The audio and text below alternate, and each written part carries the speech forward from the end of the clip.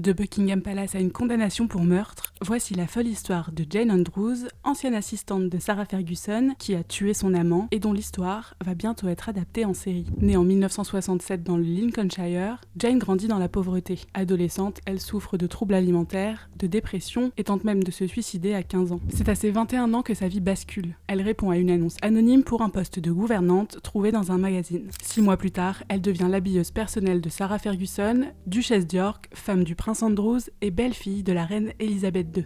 Jane Andrews se retrouve alors propulsée dans les plus hautes sphères de la monarchie britannique et se lie d'amitié avec sa patronne. Mais en 1997, elle est renvoyée, officiellement pour des raisons budgétaires, et sombre dans une nouvelle dépression, ponctuée d'une nouvelle tentative de suicide. Un an plus tard, elle rencontre Thomas Cressman, mais le couple bat vite de l'aile et leurs relations sont tout sauf saines. Lors d'une semaine de vacances en Italie en 2000, Thomas Cressman confie à Jane qu'il n'a pas l'intention de l'épouser. De retour à Londres, le couple se dispute lourdement. Dans la nuit, Jane Andrews frappe la tête de Thomas Cressman avec une batte de cricket avant de le poignarder. Paniquée, elle prend la fuite. Pendant plusieurs jours, elle est introuvable, puis la police la retrouve en état d'overdose dans sa voiture dans le comté de Cornouailles. En 2001, au tribunal, Jane Andrews ne nie pas son geste, mais invoque les agressions sexuelles et obsessionnelles de Thomas Cressman. Après 12 heures de délibération, les jurés la condamnent à la prison à vie. Mais en 2009, elle s'échappe de sa prison du Kent. Elle est capturée 3 jours plus tard dans une chambre d'hôtel à seulement quelques kilomètres. Elle n'a jamais été jugée pour son évasion. En 2015, elle est libérée pour bonne conduite, mais sa liberté ne sera pas si longue puisqu'elle retourne en prison en 2018 pour harcèlement envers un homme